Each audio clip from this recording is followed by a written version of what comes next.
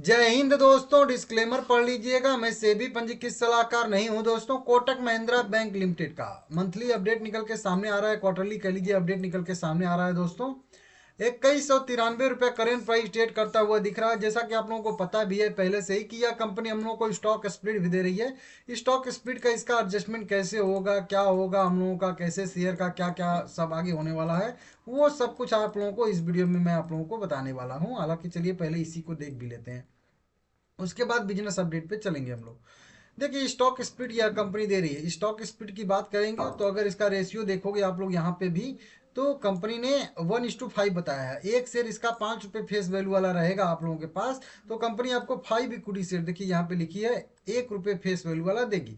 मतलब जो company split घोषित किया है 1:5 के रेशियो में घोषित किया है। अपने एक शेयर जो इसके बड़े वाले शेयर हैं, जो 5 रुपये फेस वैल्यू वाला शेयर है, इसको 5 टुकड़े में कंपनी जो है स्प्लिट करने वाली है। तो हर शेयर का 1 रुपया फेस वैल्यू हो जाएगा। मतलब एक शेयर 5 शेयर बन जाएगा। जब एक शेयर 5 शेयर बन जाएगा तो एक शेयर हमारे पास रहेगा, 4 शेयर हमको एक्स्ट्रा मिलेगा, तभी तो 5 शेयर होगा। तो 4 शेयर हम लोग को यहाँ पे एक्स्ट्रा मिलने वाला है हर एक शेयर के बदले में। अब इसी हर एक शेयर के बदले में जो 4 शेयर एक्स्ट्रा मिल रहा है, उसको पाने के लिए रिकॉर्ड डेट 14 जनवरी 2025 कंपनी ने तय किया है। अब 14 जनवरी रिकॉर्ड डेट एक्स डेट तय किया है, तो 13 जनवरी खरीदारी करने का इसका लास्ट डेट रहने वाला है। 13 जनवरी को जो भी बंदा खरीद के 3:30 बजे तक होल्ड करेगा, उसी को यह हर एक शेयर के बदले में कह लीजिए कि 4 शेयर एक्स्ट्रा वाला मिलेगा। ठीक है ना, इस तरीके से।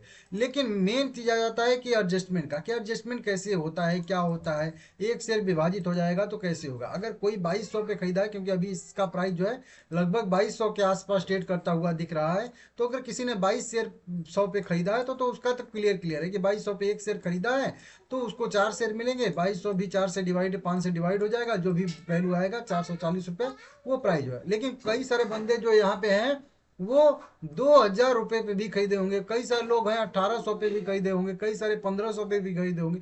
उनका कैसे होता है, क्या होता है, उसको मैं यहाँ पे थोड़ा सा समझाता हूँ। देखिए मेन स्प्लिट का यही रेशियो होता है, यही चीज होता है कि एक शेयर आपने मान लेते हैं कि 2200 पे खरीदा है, तो टोटल आपका इन्वेस्टमेंट 2200 हुआ। 1:5 का रेशियो है, तो आपको 4 शेयर एक्स्ट्रा मिलेगा, तो आपके पास टोटल 5 शेयर हो जाएंगे। जैसे हर एक शेयर के 5 टुकड़े हो रहे हैं, 5 भाग हो रहे हैं, इसी वजह से आपके करेंट प्राइस के भी 5 भाग हो जाएंगे। मतलब 440 के आसपास प्राइस जो है वो ट्रेड करेगा। अब आपके पास 5 शेयर है, लेकिन उनका प्राइस 440 रुपये है, तो अभी फिर से आप कैलकुलेट करोगे तो अभी भी आपका इन्वेस्टमेंट टोटल 2200 का 2200 आ ही रहा है। तो कुछ भी यहाँ पे चेंज नहीं हो रहा है। नंबर ऑफ इक्विटी शेयर उतने बढ़ रहे हैं, और उतने ही रेशियो से आपका प्राइस जो है वो मतलब एडजस्ट कर जा रहा है। लेकिन मैटर वहां पे आता है, बहुत सारे लोगों का कंफ्यूजन वहां पे क्रिएट होता है कि हमने तो 200 रुपये पे खरीद 2000 पे खरीदा है, तो हमारा कैसे होगा। प्राइस अभी जो है 2200 ट्रेड करा है, तो हमारा कैसे होगा, क्या होगा। तो देखिए उसमें भी सिंपल सही मेथड होता है। आपने एक शेयर जो है 2000 पे खरीदा है, अभी करंट प्राइस 2200 ट्रेड करा है, तो आपको एक शेयर पे 200 रुपया का बेनिफिट हो रहा है, सीधा सीधा। अब यही चीज बाद में भी हो जाएगा, जैसे कि 2200 वाला प्राइस जो है वो करंट प्राइस तो एडजस्ट होगा ही 440 पे, तो आपका जो बाइंग कॉस्ट 2000 का है वो भी जो है 5 से डिवाइड होकर 400 हो जाएगा। आपको 4 शेयर एक्स्ट्रा मिल जाएगा, टोटल 5 शेयर हो जाएगा। तो अब आपके पास 400 रुपये वाले 5 शेयर हो जाएंगे, समझ रहे हो। और करेंट प्राइस जो है 440 ट्रेड करा है, तो हर एक शेयर पे आपको 40 रुपए का बेनिफिट हो रहा है। अब आपके पास 5 शेयर हो गया, तो हर शेयर पे 40-40 रुपए का बेनिफिट हो रहा है, तो अभी भी आपको 200 रुपए का बेनिफिट हो ही रहा है। आपकी टोटल वैल्यू जो है 2200 अभी भी आ रही है, और आपका टोटल इन्वेस्टमेंट अभी भी 2000 का है, और अभी भी आपको प्रॉफिट जो है 200 का ट्रेड कर रहा है। मतलब कहीं पे भी कुछ भी यहाँ पे चेंज नहीं हो रहा है। तो इस तरीके से होता है। अब ये किस दिन होगा, ये होगा 14 जनवरी को। मतलब जिस दिन इसका रिकॉर्ड डेट एक्स डेट है, उस दिन ये एडजस्टमेंट होता है। उसके पहले एक दिन 13 जनवरी खरीदारी करने का लास्ट डेट रहता है। हालांकि आगे भी आप लोगों को समझा दूंगा, अगर कोई क्वेश्चन है आप लोगों का तो कमेंट करके बताइएगा। अब वहीं पे अगर देखेंगे कि यह शेयर हमको मिलेगा क्यों, कब एक शेयर के बदले में 4 शेयर, तो ये शेयर आपको मिलता है लगभग इसके एक दिन बाद, मतलब 14 जनवरी के एक ट्रेडिंग सेशन बाद, मतलब कह लीजिए 15 जनवरी को आपको यह शेयर जो है मिलेगा। हालांकि 15 जनवरी को अगर छुट्टी रहता है, तो फिर 16 जनवरी को यह शेयर आपको मिलेगा, और उसके एक दिन बाद 17 जनवरी को उसकी लिस्टिंग हो जाती है। तो इस तरीके से आपको शेयर मिलने वाला है। 15 जनवरी थोड़ा सा इंपॉर्टेंट डेट है, आप लोग देख लीजिएगा थोड़ा सा। उस दिन अगर छुट्टी रहता है तो फिर 16 तारीख को मिलेगा, 17 तारीख को लिस्टिंग हो जाएगा। अगर छुट्टी नहीं रहेगा तो 15 को मिलेगा, 16 को लिस्टिंग हो जाएगा। ठीक है ना, इस तरीके से। अब मेन चीज आता है कि ये चलिए ठीक है, सब कुछ कवर कर ही दिया हूँ आपको कि वो आपके पोर्टफोलियो में लॉस जो है वो क्यों शो करता है, क्योंकि आपको एक शेयर मिला होता है, 4 शेयर जो मिलना होता है वो अभी मिलना बाकी होता है। इस वजह से आपका थोड़ा सा छोटे टाइम फ्रेम के लिए, 1-2 दिन के लिए थोड़ा सा पोर्टफोलियो जो है इनबैलेंस दिखाएगा ऐसे वैसे करके, लेकिन उससे कोई फर्क पड़ता नहीं है, ठीक है ना। पहले से जो आपका प्रॉफिट लॉस चल रहा होता है वो वैसे का वैसे चलता ही चलता है, ठीक है ना। अब मेन चीज आती है कि आज का इसका बिजनेस का अपडेट क्या आया है। तो देखिए, ये क्वार्टरली बेसिस पे कंपनी ने अपने बिजनेस का अपडेट यहाँ पे दिया है। क्वार्टरली एंड दिसंबर 2031, अब जो है दिसंबर 31 दिसंबर 2025 का इन्होंने अपना दिया है। तो देखिए, नेट एडवांसेस में देखेंगे तो बढ़ोतरी आई है। अगर साल दर साल बेसिस पे भी देखेंगे तो 16% की बढ़ोतरी आई है। 4,13,000 करोड़ से बढ़ के जो है 4,80,000 इनका जो है नेट एडवांसेस जो है होता हुआ हम लोगों को दिख रहा है। वहीं पिछले क्वार्टर में भी बात करेंगे तो था 4,62,000 ही।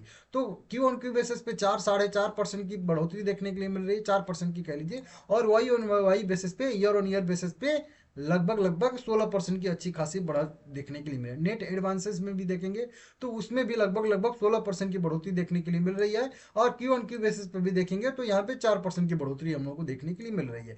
कासा में भी देखेंगे यहाँ पे हम लोग, तो कासा में भी 12% की बढ़ोतरी ईयर ऑन ईयर बेसिस पे देखने के लिए मिल रही है। मतलब उस दिसंबर वाले क्वार्टर से इस दिसंबर वाले क्वार्टर की तुलना करेंगे तो 2 लाख करोड़ से बढ़ के जो है 2,24,00,000 यहाँ पे होता हुआ दिख रहा है। वही क्यू ऑन क्यू बेसिस पे जो है मैच कर रहा है, बिल्कुल फ्लैट है। जैसे 2,23,000 करोड़ के आसपास का कासा इसका जो है टोटल था, तो इस बार भी अभी भी मतलब उतना ही लगभग है, थोड़ा सा बढ़ा है, ठीक है ना। कासा एवरेज की बात करेंगे तो उसमें भी 9% की बढ़ोतरी है। और क्यू ऑन क्यू बेसिस पे अगर देखेंगे तो 5% की बढ़ोतरी है। टोटल डिपॉजिट में बात करेंगे, जो टोटल डिपॉजिट पैसा इनका या इनके पास हुआ है उसमें भी देखेंगे तो 14% की बढ़ोतरी आ रही है। मतलब बहुत सारे जो इनके कस्टमर कह लीजिए, जो भी ग्राहक कह लीजिए हैं बैंक में शेयर खाता धारक हैं, उन्होंने दबा के पैसा जो है बैंक में डाला है इस क्वार्टर में। तो 14% की बढ़त देखने के लिए मिल रही है और क्यू ऑन क्यू बेसिस पे 2.5% की बढ़त दिखा रहा है। वहीं पे टोटल डिपॉजिट की बात करेंगे, एवरेज की बात करेंगे तो भी वो जो है 15% बढ़ता हुआ हम लोग को नजर आ रहा है। और क्यू ऑन क्यू बेसिस पे भी देखेंगे 3% की बढ़ोतरी देखने के लिए मिल रही है।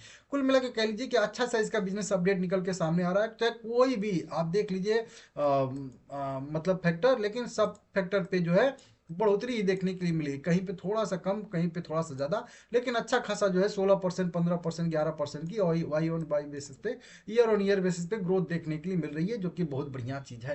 क्यू ऑन क्यू बेसिस पे कहीं कहीं थोड़ा सा जो है दिक्कत कर रहा है, लेकिन फिर भी अभी जो है 4-5% की भी बढ़त जो है क्यू ऑन क्यू बेसिस पे बढ़िया ही होती है। तो इस तरीके से देख लीजिएगा भाई, बढ़िया अपडेट निकल के सामने आ रहा है। Kotak Mahindra bank long term के लिए बेस्ट बैंक है, तो इसको आप लोग लॉन्ग टर्म के नजरिए से ही ट्रेड करिएगा, ठीक है ना।